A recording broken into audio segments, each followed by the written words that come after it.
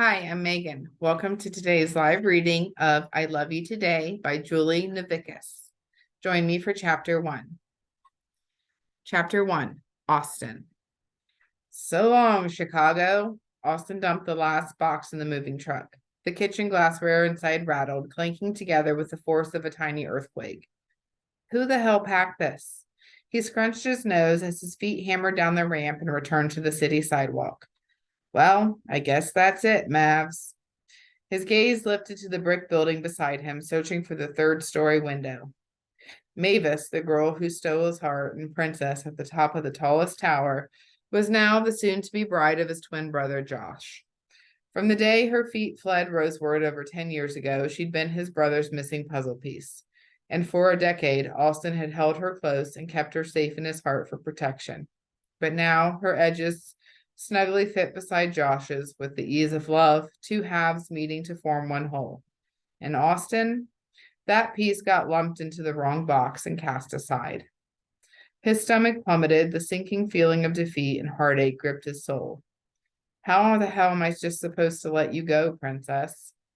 He slammed the back of the moving truck closed and maneuvered the lever to lock it in place. And worse, watch you move on with my brother?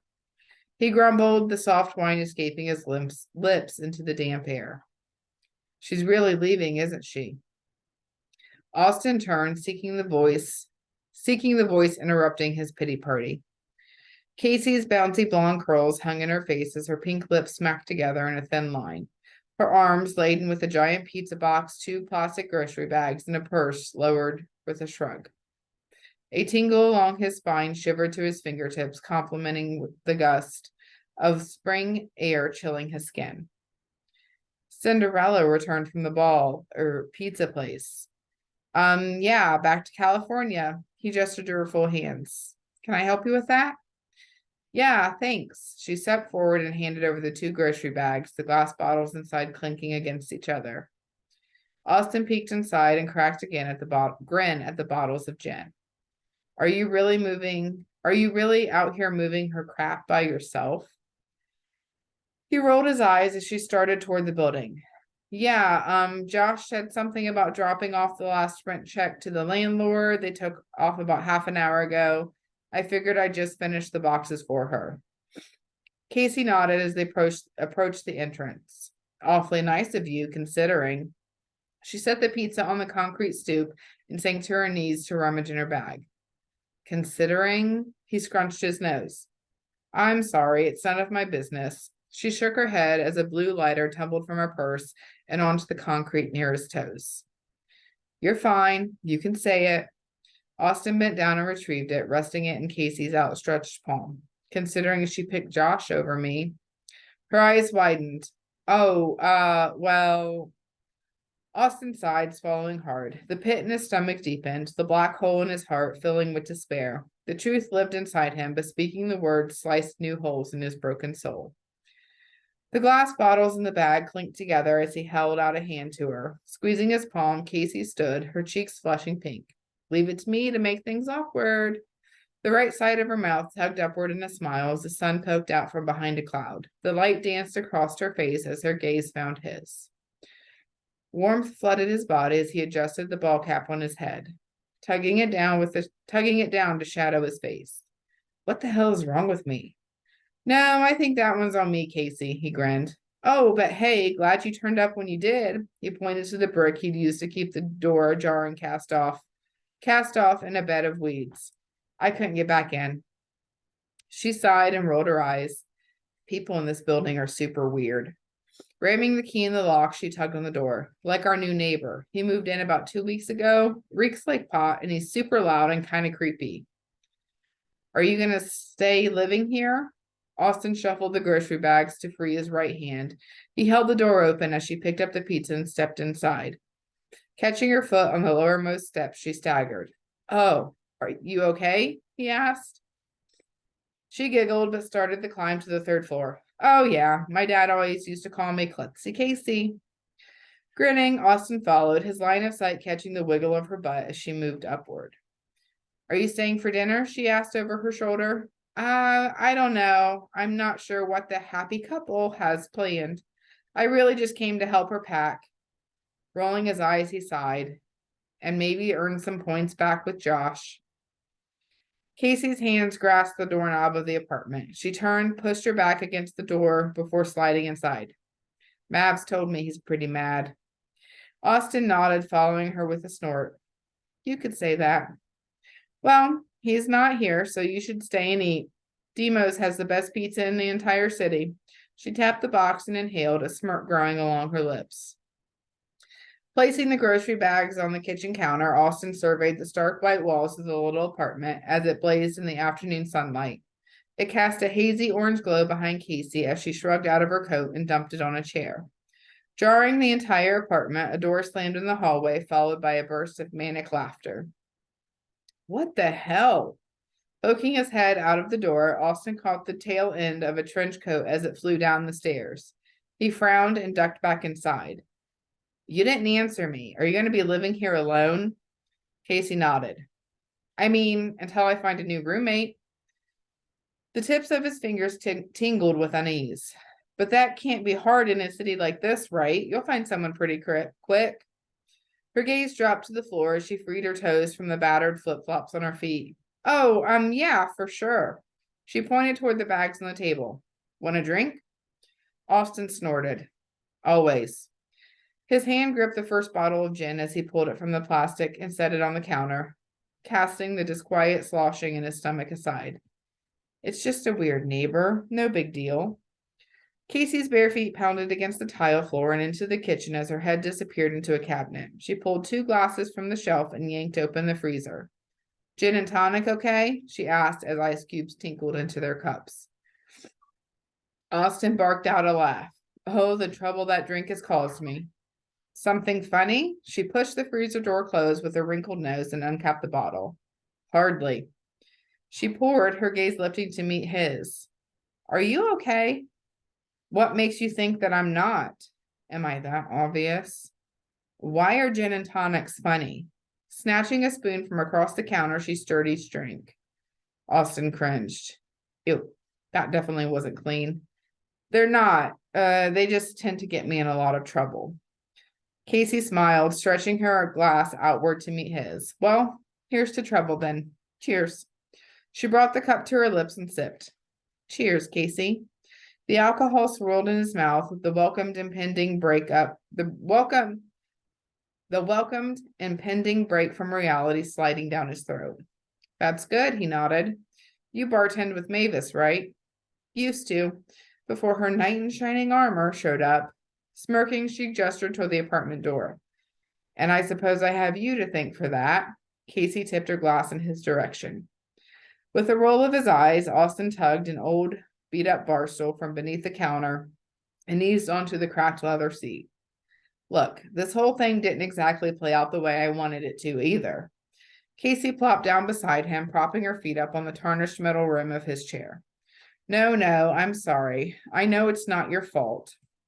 She swirled the ice in her glass, frowning into the drink. I'm just being a grouch. I don't want her to leave. The ping of a text message interrupted her admission as Casey's bag on the dining room table vibrated. She turned, leaning forward to tug at the strap. It caught on the corner of the pizza box, and Austin lunged to save dinner. Oh, shit. Good catch. He pushed the pizza box back to the center of the table and smiled. This girl is a walking accident. It's Mavis. She said they're stuck in traffic, a car wreck on Lake Shore, and it's down to 1 lane. It may take them a while to get home. She typed a quick response and set her phone down on the counter. Want some pizza before it gets cold? Can't pass up Chicago's best now, can I? Austin grinned, spinning in his seat to eye the pizza box. It does smell good. You really can't. It's totally the best. You'll see, California boy. With a wink, Casey hopped down from her seat, grabbed 2 paper plates and a roll of paper towels from the kitchen. Austin followed her lead to the dining room table and opened the box. Big chunks of yellow fruit stared back, haphazardly spread across the greasy, delicious delicacy. He scrunched his nose. Is that pineapple on pizza?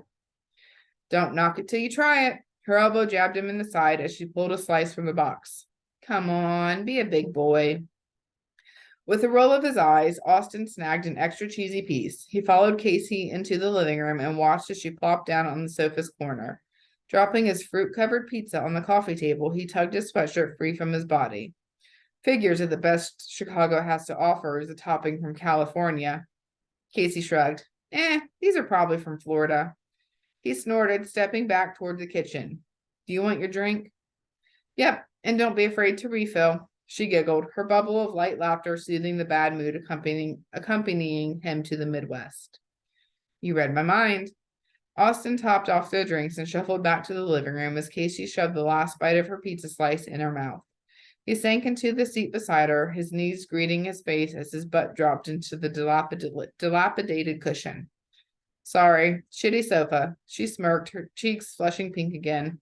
Sit like this and you'll be more comfortable. Austin pushed his shoes off, curled up with his feet tucked beneath him as instructed, mirroring Casey's position. He grabbed his pizza from the table and sniffed. Oh my God, just try it. Casey rolled her eyes as his teeth sank into the first bite. The sweetness of the pineapple exploded in his mouth, meeting the salt of the sauce and dough. See? Delicious, right? She tore off a piece of paper towel and tossed it in his lap. All right, it's not bad, he nodded, taking another bite. Casey giggled. Hey, you a Cubs fan? Leaning across his body, she swiped the remote control from the side table, knocking a magazine to the floor with her sudden movement. His stomach dropped, her abrupt closeness warming his body, the sweet scent of lilacs infused with the pizza and gin as she settled back in her seat beside him. Austin shook his head, ridding his body of the surprising warmth. No, lifelong Dodgers fan. He choked out, reaching forward, gripping the magazine on the floor until the funny part met his gaze. That's right, E. Banks. Figures. She scanned the channels, landing quickly on the Chicago Cubs. They led Cincinnati 7-5. So, Miss E. Banks, baseball then? That's your thing? Guilty. She smiled and tugged the blanket from the corner of the couch around her shoulders. My dad used to take me to Wrigley all the time as a kid. When you grow up here, you just kind of inherit the fandom. Austin nodded. My dad did the same, but mostly basketball games, I guess. Some baseball. He finished his pizza, and you were right. This California boy is impressed. He tossed the empty paper plate to the coffee table with a wink. See, stick with me, Austin Templeton. I'll teach you the ways of the Midwest, and I'll even show you around the city if you want. There's more than just pineapple pizza. She giggled again, inciting a smile on his lips. I think I just might have to take you up on that, Casey girl. Actually, it's funny you say that. The partners at the law firm I work for were considering opening a new branch here. Oh, that's right. Mavis told me you were a lawyer. You say that's like a bad thing. His eyes met hers as he flashed a grin. No, I didn't mean it like that. Another giggle bubbled over, tumbling from her pink lips. Her fingers squeezed his knee, triggering a shiver to zip along his spine. Whoa. As she tugged her hand away, her attention shifted to the eruption of cheers blaring through the TV. The Cubs increased their leads by 2 runs in the bottom of the 8th inning. Looks like a win for Chicago tonight. I'll drink to that. Casey leaned forward and snagged her drink, bringing the glass to her lips as her eyes held steady on the TV. She sipped and coughed, wincing at the liquid. You're a terrible bartender, she sputtered. Hey, Austin jabbed his left foot in her direction with a laugh. Not true. Holy hell, that's strong. She sipped again, but smiled, her cheeks flushing. The door to the apartment opened, and Mavis and Josh walked in, gripping each other's hands as if the world would crumble if they separated. Great. Ugh, I'm so sorry that it took us so long, said Mavis, dropping her bag into the chair at the dining room table. I'm sorry, Austin. I didn't mean for you to finish loading the truck alone. Dropping his gaze to the floor, he shrugged. No problem. You guys are all set. Widening his eyes, he brought his glass back to his lips. I'm going to need a lot more of these. Pizza's on the table, drinks on the counter, but don't let Austin make you one of these. Casey laughed as her elbow brushed his side. His eyes met hers, 2 beautiful pools of sparkling blue. He does make strong drinks, muttered Mavis as she pulled a slice of pizza from the box. Beside her, Josh frowned, the muscles in his forearms tensing. Awkward. Fly that W, Casey clapped as a chorus of Go Cubs Go streamed through the speakers. Peeking at her smile, Austin grinned at the excitement of the wind plastered across her lips. We should celebrate, right? A perfect excuse to get out of this apartment. He tipped his glass against hers. Can I take you up on that offer to show me around? She nodded and drained her glass. I'll show you how Chicagoans really have fun. Lead the way, Cinderella. No promises about midnight.